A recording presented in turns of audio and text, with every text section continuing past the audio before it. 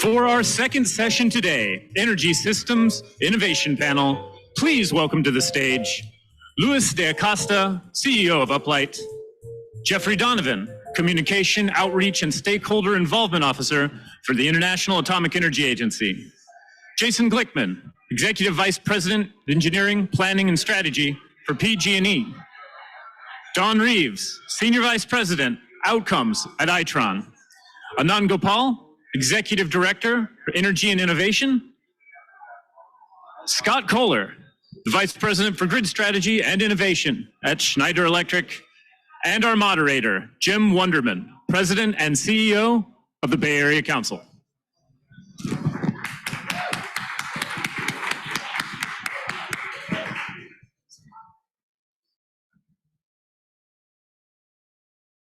It is a mantle. It's all right. Does it work? It is. True. It is, yeah. Oops, sorry. Hi, Jeffrey. Were you on the last session? No, I was not, but they put my picture in anyway. Oh, okay. Yeah. You weren't imagining. All right. This looks like something familiar, but I'm trying to figure out what this is. Look at you guys. Okay. Let's see, how does this go in there? So you could tell I'm not an engineer, which is really good, because if I was an engineer, this boat would be falling down. If you feel like anything is going on with the boat, nothing's going on, don't abandon ship. It's very, very good. In fact, it's really good. You have no idea. Welcome to the Klamath. How many of you is the first time on the Klamath? So a lot of you. So welcome aboard. This has been our home for a year, but it's been an incredible part of San Francisco history for 99 years. So this next year we will celebrate the Klamath's 100-year anniversary. Was built here and became our home just over a year ago. So, and we're able, because it's so great, we're able to hold events like this during Klamath Week, where we can cover some of the really incredible discussions and some of the most important conversations I think that are happening during APEC are happening on the subjects that we program. So I want to thank you for coming. I want to thank Sutter Health for being our sponsor for APEC Week. Thank you, Sutter. Thank you. John Grubb and our team for putting together APEC Meets California and Silicon Valley. And I want to make as a way of it, who was here for the first panel? So good. And you saw that it wasn't all men. It was all women for the first panel. So rather than intersperse it, we're here to talk about innovation. This is the Bay Area Council Innovation. Have men and women, but separate them. No, I don't think so. Don't put that in the minutes. If we're keeping minutes of this meeting, I'll probably get a lot of trouble. So I'm going to introduce the panel in a moment. I'll just kind of set the stage first. So this is obviously a really incredibly important subject. Maybe it's the subject of our time, energy innovation. Just thinking about it myself, going back to 2006, there was, who remembers 2006? Any of you here in 2006? So you remember during 2006, John remembers, there was a really important piece of legislation that went through California called the Global Warming Solutions Act, or AB 32. It was moved by a member of the Assembly named Fran Pavley, and it was heavily debated. And a lot of the business groups in California it implied major changes to take place in the future in how we create and utilize energy in order to deal with looming climate change. And it was hotly contested, and the business community in the state, for the most part, just opposed it. But we had, the Bay Area Council is kind of a leading edge group, and one of the companies that's on the stage today, PG&E, was represented on our executive committee and others, and we had a lot of debate about this. And we said, no, we're not going to oppose this.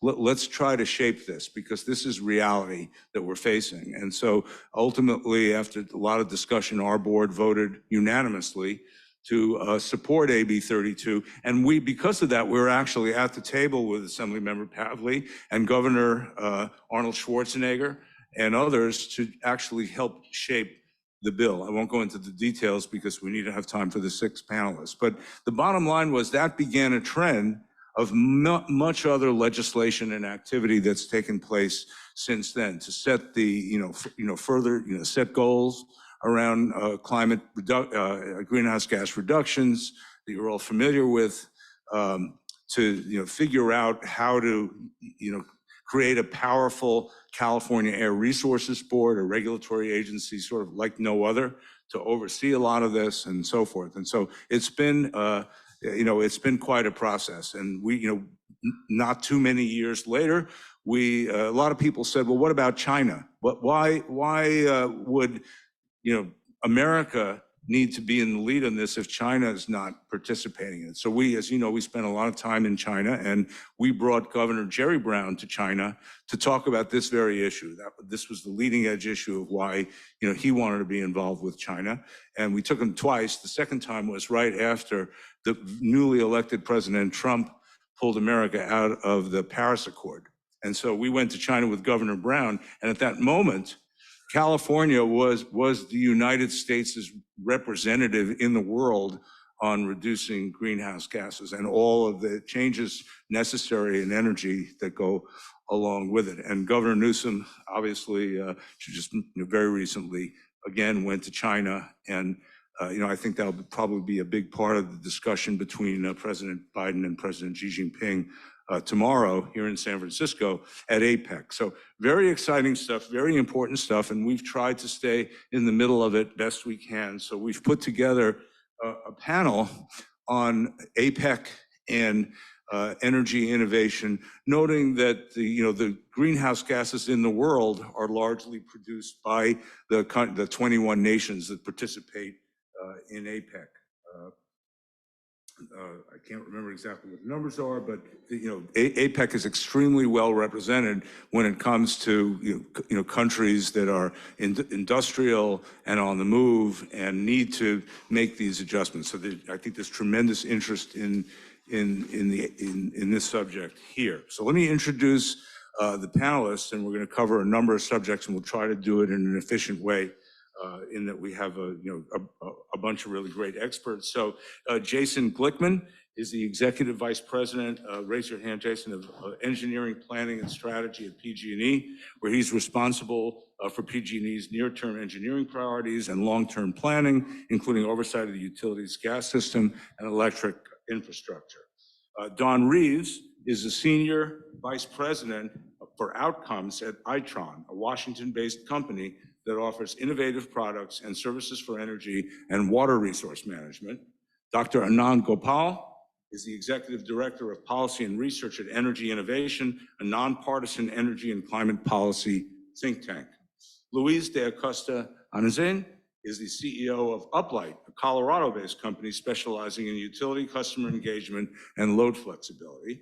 Jeffrey Donovan is the Communications and Stakeholder Involvement Officer at the International Atomic Energy Agency, the UN-affiliated intergovernmental body responsible for ensuring peaceful uses of atomic energy. Those are clearly the best kind.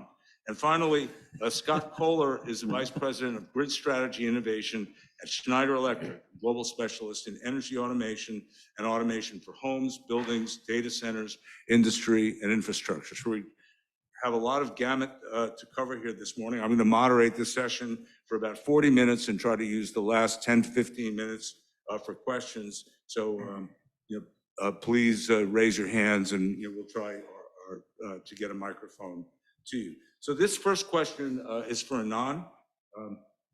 The Federal Inflation Reduction Act is bringing billions of dollars into the American energy sector to support the development of low carbon and renewable energy infrastructure. How big of a game changer is the IRA, especially with regards to climate action being taken in APEC countries and in the Eurozone? Great. Thank you, Jim. Thanks to the Bay Area Council and to my fellow panelists, not manalists, manalists, to be invited here. It is wonderful to be on the climate. I've actually seen it docked but never been actually on here. And I'm pleased to share some thoughts about the Inflation Reduction Act. So one thing that is really important for context here is that the Inflation Reduction Act has turned out to be an even bigger game changer than we expected when it was passed. So I lead energy innovation. Energy innovation was pretty instrumental in doing policy analysis, particularly modeling of the various provisions of the act when it was being deliberated in Congress. And we provided a lot of analysis. In fact, there was about 3 different modeling groups that were independent, us, Rhodium Group, as well as Princeton University, that did a lot of modeling right as the act was released. And we expected that emissions due to the Inflation Reduction Act would get the US about 2/3 of its way to its NDC commitment by 2030, if things went well. And so we were very nervous whether things would go well. But now a year in, we actually are seeing some very promising signs. There are some concerning areas, and I'll highlight that, but I'll start with the good news. I'm sorry, I got my phone out just for the stats here, which is investments in climate technologies just in the last 12 months has been about $213 billion.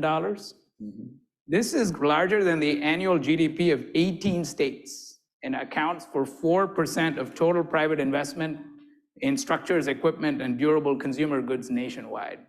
This has never been, 4% of that share of the economy is higher than it's ever been. And the other thing is, there's been certain incredible bright spots, and that's in the stories around batteries and electric vehicles.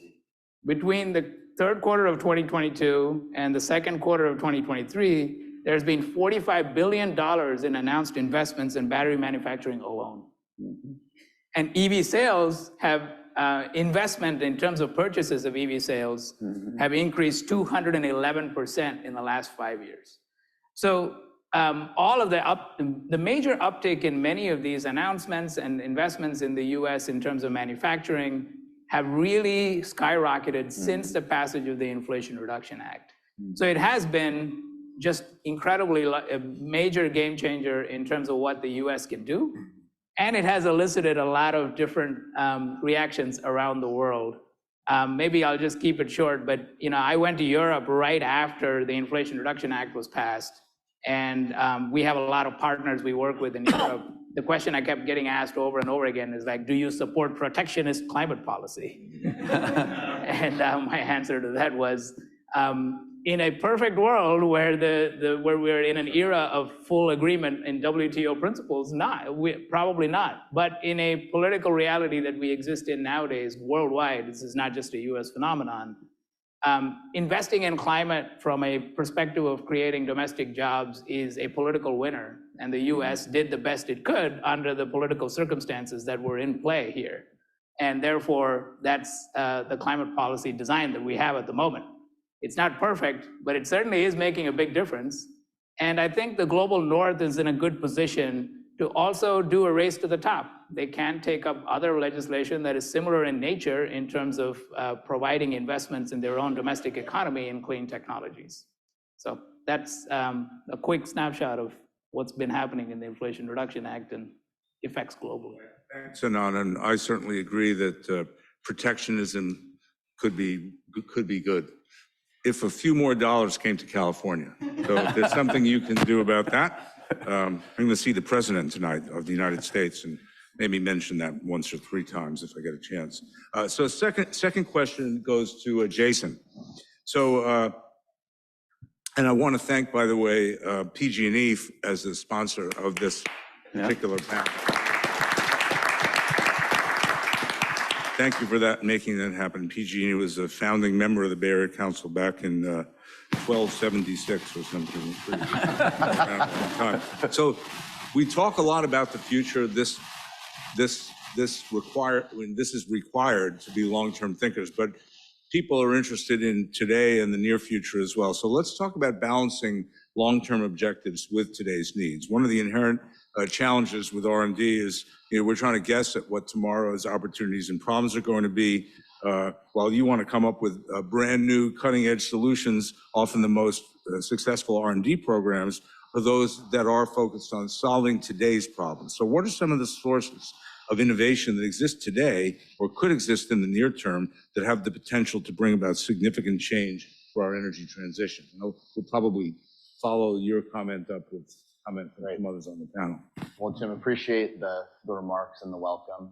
I can't say I've been at the company since the Middle Ages, but in terms of PG&E, I think the prior panel I saw a lot of folks participated in. I was listening from outside, and the focus on hydrogen. We think R&D and the energy transition appropriately a lot of attention, a lot of capital investment, whether it's sovereign or balance sheets of large international companies, goes into the supply transition.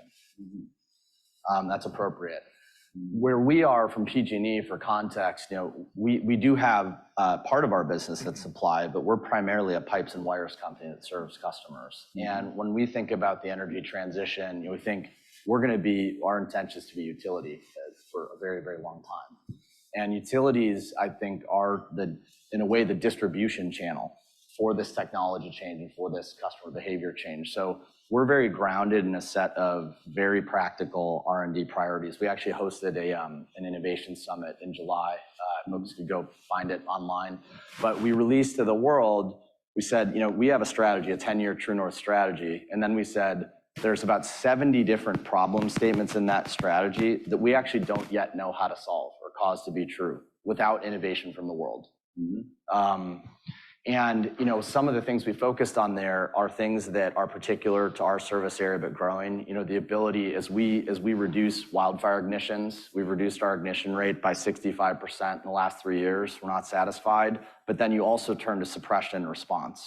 So we partnered with XPRIZE to create a global competition around autonomously detecting and putting out wildfires within 10 minutes in a large geographic area. It's things like that. It's things like we've got over 7 gigawatts of batteries roaming around our service territory today in the form of EVs. And we can't tap into really a single one of them as a grid resource today, right? Multiple Diablo Canyons roaming around that today are not a grid resource. How do we make them a grid resource? And when it comes down to kind of brass tacks, and I've got some friends and colleagues on the panel here, there's some things that don't get as much attention, that aren't quite as appealing, and we talk about the energy transition, but it's things like in California, where the building stock is older, it's hard to build new housing, it's hard to turn over the building stock. We have a lot of electrical panels that are real painful to upgrade. They require hours and hours of electrician work, a few $1,000s of electrician work, a few $1,000s of technology. That's a barrier even for affluent customers to be able to adopt electric vehicles, let alone make them two-way grid assets. And so things that maybe aren't as, again, kind of headline grabbing, but how do we reduce the need for those panel upgrades? How do we think about a meter socket of the future? Kind of good old fashioned, power electronics and electrical engineering for the 21st century is something we're really focused on driving. It's interesting. The Innovation Summit that PG&E hosted was a great event. So congratulations on that. And just making it so much more visible and transparent to the community about what's needed and where things are going, because there's too much change happening too quickly, and there's too many goals that we need to reach. And so it forces all of us to think differently. So one of the collaborations we do with a lot of our customers, including PG&E, is look at a 10-year vision, and what's our vision, what is theirs, and how do you start backing up from that? What are the things we could do today, tomorrow, next year to start mapping on that journey? And I think one thing that we're able to really take advantage of, one aspect on the technology side, is there's a lot different ways to deploy technology, get it in the hands of users, and do things differently versus long procurement cycles, long major project deployments that don't finish for another few years. And by then, the requirements and the demands of the system are completely changing. So the idea of being more agile, starting small, but thinking foundationally how things will scale and work together as a team. So instead of us delivering technology and handing it over to a customer, we're engaged with the customer on that journey of what they'll ultimately getting. And you might be pivoting and adjusting as you go the kinds of requirements. Well, how many EVs are connecting? What types of charging stations can the grid not support, doesn't have the capacity for? Yes, they might be investing some grid infrastructure updates, but that takes time and is expensive. how do we enable those connection requests and give the capacity in a more flexible way? So it really starts, I see it as a whole different way that the utility industry could be partnering with their end customers and thinking about the different kinds of service that they'll ultimately provide, and how with technology can we enable some of that flexibility. Understand what's happening now, how do we predict it for the future, how do we optimize in ways that are different.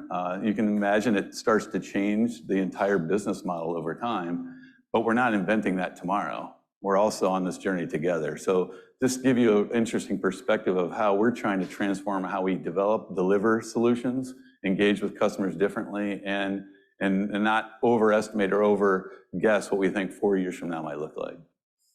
I'll pile onto that. I think time is the enemy, right? That is the one constant that we cannot easily overcome. And so recognizing that we need to find a way to move quickly, and you mentioned agility, right? Knowing that we actually don't necessarily understand all the dimensions of the problem on day one, but it's through collaboration, experimentation, and rapid iteration of the technology, I think is what really is going to enable us to solve these problems more effectively. And the good news is, right, there's a set of problems where we do need more hardware, more iron in the ground, and that will follow its own path. But I think for a lot of the technology problems we're talking about, they are inherently software-based, and software can iterate rapidly. Now, it requires a whole new level of, I think, discipline and focus around how you actually put into place best practices to leverage that speed. I think about the utility industry and what we've historically done around AMI, advanced metering infrastructure. Think of it as smart meters, and typically we'd think about doing a software upgrade or a firmware upgrade, and that might be a 2 or 3 year process. And I think what we're talking about here is how do we get us to a point where we can actually do a firmware or software upgrade, not in 2 to 3 years, but in 2 to 3 weeks. And in fact, if we get really good, how can we get down to 2 or 3 days? We're really just talking about making tweaks and getting more value out of the assets we have in place. So that's really what I see as the challenge. And I think the collaboration between the utility and its strategic vendors is absolutely critical to enabling that. Thanks, Don and Scott. I think it's it's really important how the different pieces come together. I think that's what we're trying to get at. So let's talk about the grid for a moment. The grid comes up very quickly in all conversations, and how to properly resource renewables into the grid. So Luis, can you share some examples about grid flexibility and their benefits, and how we make the most efficiently of the systems that we have? Yeah, well, thanks again for inviting me, and very, very happy to be here. Yeah, so electrification of everything is the clear path to decarbonization. So one way or the other, we will need more grid. We will need to build out and put on the ground more copper, more aluminum, more metal. But digital, a lot more. But we cannot afford, right, not to do it with much more digital in mind, so much more software, much more intelligence. And for sure, what we cannot afford is to do it without considering other people's assets. For a century, our utilities have been great at managing assets, but their own assets. They have been very jealous about their assets and not sharing and not connecting. What I'm very excited about is that this is changing very fast. So we see our utility clients looking for ways to engage with their customers so they can help customers get through their own electrification journeys, right? Identify them, educate them, advise them, provide some incentives for them to get energy smart devices, and then connect those devices into demand response programs or virtual power plants in order to be able to dispatch other people's assets in a reliable way as a resource for the grid. So it's happening, and it's happening very fast, right? So customer engagement and digital comes hand in hand with IoT and technologies that allow us just to communicate with devices, right? So we need to learn how to communicate with devices at scale. And Jason mentioned vehicle-to-grid capabilities that we are testing. But also we need to communicate with the owner of that car and to make sure that the owner of that car is confident on putting that car at the service of the grid and not having to think about their own comfort and their own mobility and their own, so it has to be all automatic, okay? And it's happening, and it's happening right here in California with PG&E. As an example, we are helping PG&E enroll customers into smart thermostat programs, right? We are helping them acquire the smart thermostat, run incentives provided by the utility, and then connect that into a VPP. And now we have 100,000 customers that are putting their smart thermostat at the service of the utility. And we have been able to shift load, peak load, right, at 60 megawatts in an event. So that creates a new level of resiliency and reliability that in the past, we would only be able to solve through turning a new peaker plant and pollute the environment a little bit more. So I think it's probably one of the most exciting things that are happening in our industry is the opportunity for these prosumers to participate in the energy, in the new energy landscape and contribute to the grid. Yep. So if I could layer on, I think you've brought up some great points, and I think inherent in that engagement with the consumer is the timeliness of the communication and the relevance of the information that's shared. Right, getting a bill at the end of a 30-day usage cycle where you find out how much energy you used and it's expressed in kilowatt hours, which probably most consumers have no idea what a kilowatt hour is, isn't really going to help solve the problem, right? But understanding in real time, like, hey, your air conditioner is turning on and you're on a peak rate and it's going to cost you this amount of money right now to cool your home. Or by the way, would you like tomorrow to enroll in a program where your home can be pre-cooled and you can save a couple dollars, right? That is the sort of real-time and valuable insight that we need to deliver to the consumer. I think the second point I wanted to make is the distribution grid is not homogeneous. And the challenges with it are inherently going to be, the phrase I like to use is hyper-localized. So you're going to have pockets of electric vehicles, you're going to have pockets of solar, you're going to have pockets of batteries, you're going to have pockets of different types of usage. And so a system that we need to build together with the utility is one where we need to have incredible telemetry and awareness of what's going on at the edge of the grid, and then to be able to act on that information ultimately in near real time to really fully optimize the grid. And so I see leading utilities such as PG&E kind of pushing their way through that journey of how do they get access to better information, how do we act on that information? As Louis said, how do we engage with the consumer who's going to end up owning some of the resources that we need to go ahead and influence the leverage of those resources? And ultimately, how do we go ahead and find the most cost-effective solution based upon that better access to information? That's fantastic. Actually, Jim, if you don't mind, I'd Sure, go ahead. Extend a little. Because what was occurring to me listening to respond to that is summarizing in a way, how do we reduce the friction for the energy transition? So, and even speaking to Jason's example earlier, if someone were to procure an electric vehicle, and if electric vehicles, the pricing comes down, there's incentives, there's different ways that the adoption is more rapid. And then a user gets home, a customer gets home, and then they want to charge, and they would like to charge it faster. Oh, wait, that means I need a service panel upgrade. These things that we can expect everyone to understand, and what are those cost implications?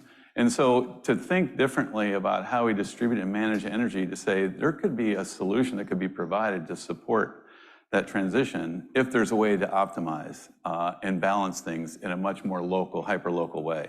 So that is some really interesting innovation that we're working on. I think what's maybe not that aware for a lot of folks is the idea of digitalization, understanding what's happening on a distribution grid that feeds many different end customers, commercial, industrial, residential, where all the change, the dynamic nature of what's happening is at what we call the grid edge. So the grid wasn't originally designed for that. And there's not been a lot of visualization, situational awareness of exactly what is happening where, and how do we predict it or forecast it or have some sort of monitoring of it. And so there is a lot of aspects of saying, you can't underestimate the need for those types of things, because then all innovation comes. Now you can really start making intelligent decisions and learn from it. And things like AI and all the other things that we hear about that can bring new value can start taking advantage of that. It also inherently opens up an ecosystem where other players and smaller companies and startups can say, I can help address that problem. And how do we, as a community, enable that to be easier? Let's bring the best of breed. Let's bring that capability in to an environment that can then deliver value and prove it out. So I think all these things you can see, digital is helping, but it's also the collaboration. There's no way around it. Thank you. That's great. So let's turn to a hot topic, which is nuclear energy. And so not too many years ago, it was announced that Diablo Canyon, California's sole operating nuclear plant, which provides close to a fifth of the energy in the entire state, and clean and non-greenhouse gas emitting energy would close. And at the time, everyone said that's okay. And you turn the clock forward a few years, and folks started to say, well, maybe that's not okay.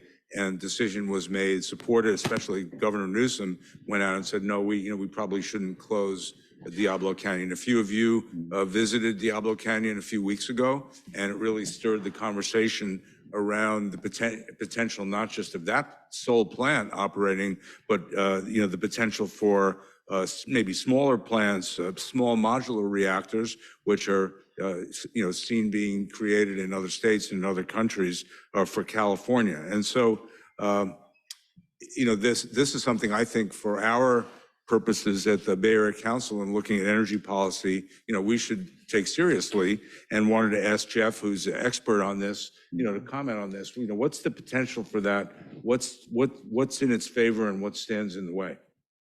Oh, thank you, Jim, for the question. I would qualify and say I'm not necessarily an expert in nuclear energy in terms of being an engineer. You are today. But I am the head of, I do lead communications on nuclear energy for the IAEA, so in that sense. Coming from the IAEA, I can't comment directly on the question as to what California should or shouldn't do in terms of its own electrical grid. But what I could say is that certainly there's huge interest internationally in small nuclear, small modular reactors, micro reactors. They're sort of the flavor of the moment in nuclear and have been for some time. This despite the news recently that one of the leading projects here in the United States involving NuScale and UAMPS based in Salt Lake City is not going to happen for a number of reasons. I'm sorry, I just got off 20 hours of flying and they put me on a boat, and I'm having a hard time. Sorry about that. To the good, the flying got you somewhere. The boat's going nowhere, and you're still not feeling it. So flight to a boat to nowhere. I think the cutting to the core of the issue is really that we've seen, and this goes to the heart of what you're talking about, going back to the Diablo Canyon question, is that, since the international, let's say, energy crisis emerged in a few months before the Ukraine war broke out in February of 2022, we already had a sort of, in a number of countries, a very quick rethink of what they were doing in terms of their nuclear energy policies, based on just the issue of energy reliability and energy security. Like, what do we need to do now to ensure that now and in the coming years we're going to have a secure and reliable supply of electricity to our grid. And we saw that in Europe in particular, where a number of countries reconsidered their nuclear phase-out policies. Other countries were considering to reduce the share of nuclear in their electrical mix, and they reversed that and actually decided to expand it. In Asia, we saw elections in some countries that brought new governments to power where they reversed their policies and are strongly re-embracing nuclear. And we saw something like this, I suppose, in California. At least that's within the same context in terms of the potential extension of operational lifetime of Diablo Canyon. So there's been a reevaluation that's underway of the role of nuclear energy in terms of providing that system, that system reliability, the resilience, providing the reliability that you need to be the backbone of a system that can integrate large shares of intermittent renewables. Within that, a lot of countries, like I said, are interested in small nuclear. There's more than 80 different reactor designs under development in almost 20 countries worldwide.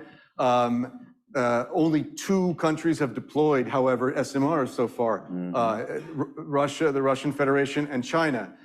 We know that nuclear is not something, despite the incredible amount of innovation going on in nuclear and the desire that's palpable for like new nuclear and the advantages that it can bring, nuclear moves slowly and rightly so in many ways. And so, for countries that are looking to SMRs, it's not going to happen right now. This decade is still the decade for demonstrating those reactors. And then maybe in the next decade, we'll see a broader deployment of SMRs internationally in those places that deem them appropriate.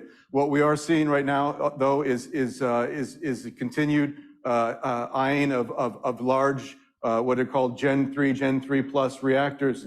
Of the 50, almost 60 reactors that are under construction internationally right now, virtually all of them are large, water-cooled Gen 3 plus reactors. And in Europe, in Eastern Europe, I live on the weekends in Prague. My family's in Prague. I live in Vienna. I'm going back and forth. Across Eastern Europe in particular, amidst the geopolitical situation, the plans are incredibly ambitious to build out these large reactors. Almost all of the countries in the region are also looking at SMRs and very interested. But those are more sort of down the line. And we know, and I'll wrap this up, that the SMRs can be a solution for the more flexible demand, right?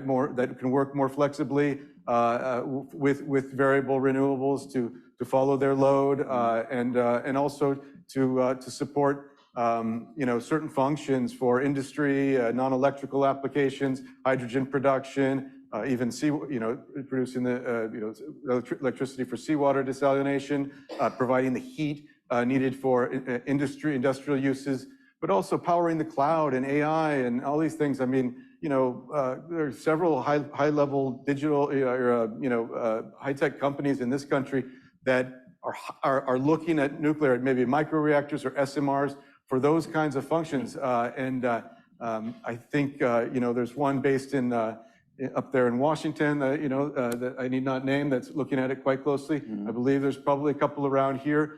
And so, yeah, I mean, it's something that many countries are looking at and something to keep an eye on. Jim, could I offer just a comment? Please. Quick comment on Diablo Canyon? Yes, please.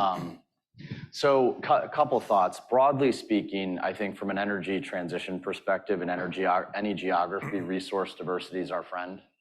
And particularly when we're introducing new resources in renewables and in battery storage and in large-scale demand response that we don't have as much history in around the behavior and how that works on the grid. And so resource diversity in general is our friend.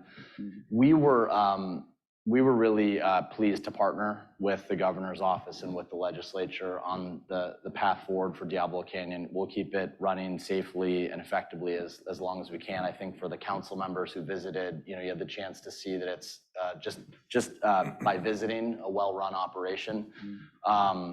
And again, I can't emphasize enough just that diversity is so important. One of the things we're asking customers and stakeholders to bet on a future that has not existed before.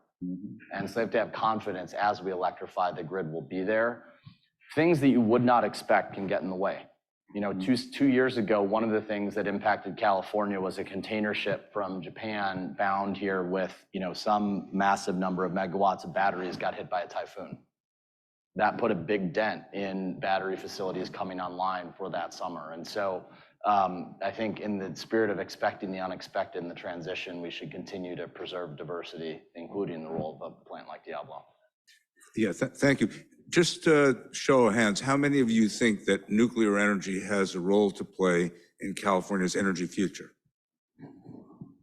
So I'll assume the other ones either are on the phone or don't. Very surprised. So that's a lot of folks. So, I think that's, I think a reflection of what Scott said, that we need to be looking at the various alternatives. And despite the fact that we might not want a small nuclear reactor in our neighborhood, we might be nervous about that, we see there's in the bigger picture.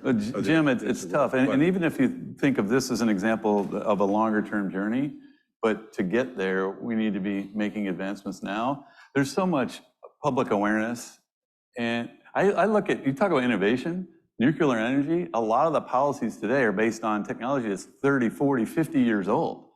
And the amount of ways you could deploy nuclear in the future, light years better and different. So I just think that there's got to be some inertia to more acceptance, openness to what that could be. And I think the awareness and knowledge over time could get there. And maybe small modular reactors are an example of things you can complement and learn in the way. So that's just another area that's probably coming, but if we don't get started now, the journey's even that much further out. No, absolutely. So Jeff, you touched on one of my favorite words. It's a short word of a longer word called desal. And that's something that we talk a lot about. We talk a lot about water and California's water future here. And it intersects, of course, with energy. And so the last question from me is to Don, and it's about hydropower. So hydropower creates about 10% of California's electricity today and other states in the Pacific Northwest. Apart from hydropower, how else should we be thinking about that important nexus between water and energy? Yeah, it's a connection I think is not necessarily well understood by the general populace.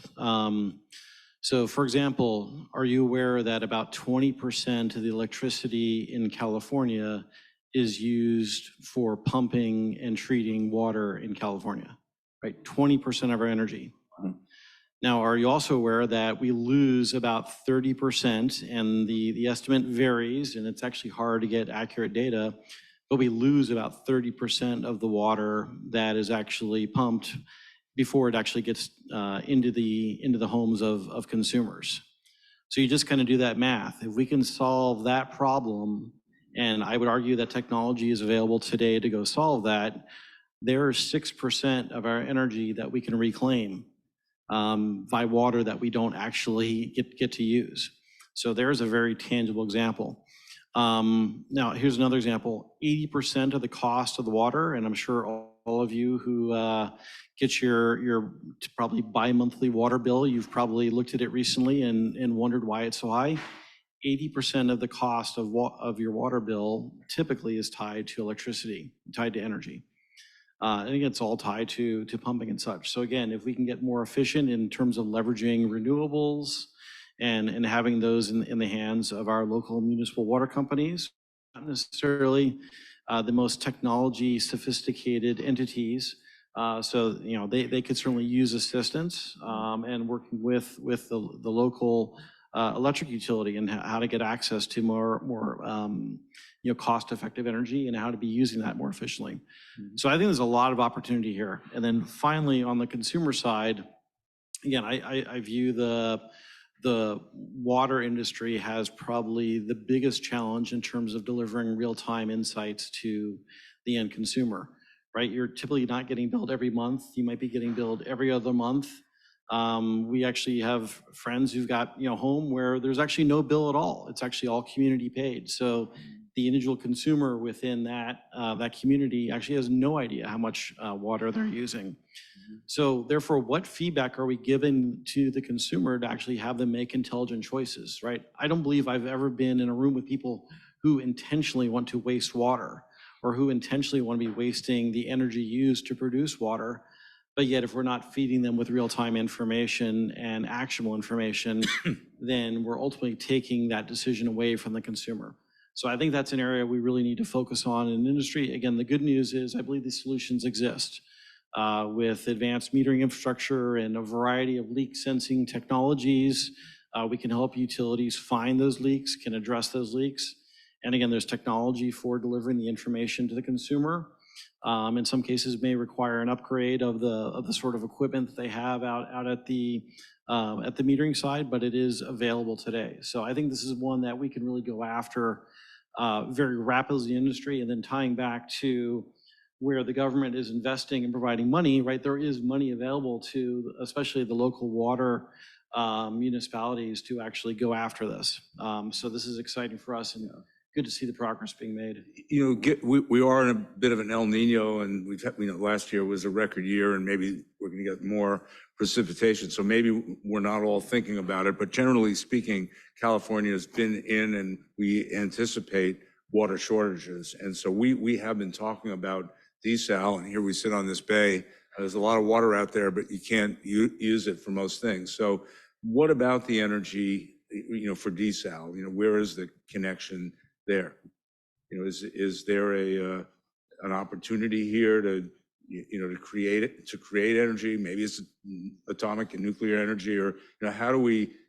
Because it takes a lot of energy to take the salt out of water, but there's a lot of water to take the salt out of and pump. Yeah, I'm certainly not an expert in desal You are today. Technology, but certainly I think your point's well made, right? That as we're looking at our overall set of energy choices, making sure that we have a adequate supply of water for our citizens is fundamental, right? Water is life, and if we don't address that most fundamental need, then we've got a whole set of other problems that we need to go address. Yeah. So I think certainly leveraging all the best in renewables and efficiency that we've been talking about on this panel, I think directly applies to actually making energy available for desal. When we argue for it, the first argument against it is it's so energy intensive, and we say, well, how about hydropower? We have all the snowfall on the mountains, and when it runs down the mountain, you can create a lot of clean energy. Then the argument is that it's bad to dam rivers and those kinds of things. So caught in between. Go ahead. I was just going to say you asked about nuclear and desalination. I mean, there is some experience with nuclear providing the electricity to desalinate water. Recently, the IAEA just conducted an analysis working with the country of Jordan, which asked the IAEA to look at its plans for using SMRs to power a desalination plant based on the Red Sea, and then pumping that water with electricity from the plant. So using the electricity from the SMRs and to create to desalinate the water, and then to pump it. I think I can't remember how many kilometers it is to Amman from Aqaba, the city on the Red Sea. Up quite a bit elevation-wise, all the way to Amman. And so this is just an example of a country that's, I think, covered by desert, and 75% is desert. I mean, with huge water needs now and looking to the future. And they're working with us very closely in trying to establish, to develop a plan to perhaps use SMRs to do that. Okay, thank you. Let's turn to the audience. Any burning questions? No pun intended. Go ahead.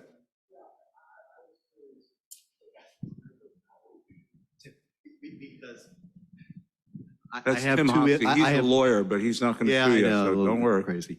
I have two images in my head at the moment listening to the conversation. One is I grew up in Rhode Island, Blackstone River, dams, rains occasionally.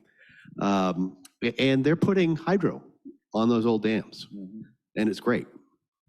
And then I have an image driving from Reno this weekend to Truckee, and I see the debris from old dams strewn along the Truckee River, where, God has done the work of putting the water in Lake Tahoe and it's running to Pyramid Lake. What are we looking at those opportunities, or are we consider them dead and gone? Don, you want to take that one? I can take it. Go We're ahead. as the largest private owner and operator of hydro. So when you say those opportunities, just to finish the thought around decommissioning of dams, what can you finish the thought? Or the other direction? Yeah. Yeah, no, I would say, I mean, as we look out over the next, call it several decades, you know, both in terms of from a climate resilience perspective and the availability of that resource, the role that resource can and will play in terms of providing flexibility for the grid. I mean, the giant battery we have in our hydro resource, our system, PG&E's system, effectively, the origins of it, you know, were to bring hydropower from the mountains to the bay, to the load center in the bay. So I would say overall, we see that resource continuing to be vital for many, many years to come. There's actually, you know, development projects in various places around the state of California to expand pumped hydro storage. We are looking at opportunities to do that with some of our existing facilities. Now, I think in 2023 or 24, a de novo pumped storage development can face myriad challenges, but I think amongst the array of options we're talking about, we have to, like I said, everything has to be on the table. So we see a vibrant future for hydro as a resource for a long time. Thank you. So go ahead, please, sir. Bert Wang, CEO of InfiniRail. I'd like to find out really what's the foundation. Let's get that microphone. Thank you. I'd like to find out the talent crisis. If we talk hardware, which is required, and it's great to have software on it, experience matters. I'm trying to hire a power electronics engineer for a year, and it's really hard to find locally in the US. Most of them actually Asia or Europe. Germany has this apprentice program, which is very successful. You can hear this from my accent. I participated in that.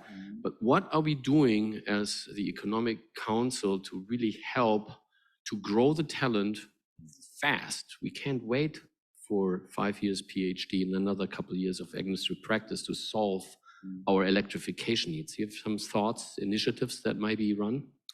I can offer a first approach. So how we are working is not at the PhD level, but electrification is requiring a lot of trade people, 2-year college, not 5 or 10.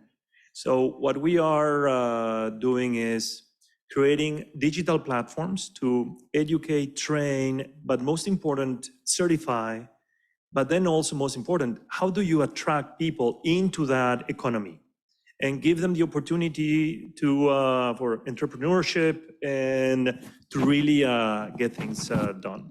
So when we were talking about how to remove friction in the electrification of the home or the small business or industry, what we're trying to do is to create or to deliver incentives together with PG&E or some other state agencies to say, okay, we are not just incentivizing the acquisition of the energy smart product, but the energy smart solution is something that is already installed. And there are incentives across multiple states, not only California, where people are getting the opportunity to not only get the device, but get it installed and have an incentive on a rebate run in order to get that solution installed.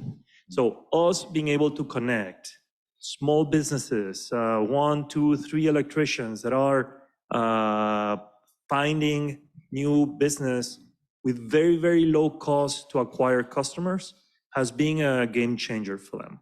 So yes, PhDs and others, but a lot what we are trying to do is how do we connect our trades specialists, so electricians, HVAC technicians. So if we are going for heat pumps and there are some things that you cannot do, so it's not do yourself type of deal anymore. You need to bring more people in.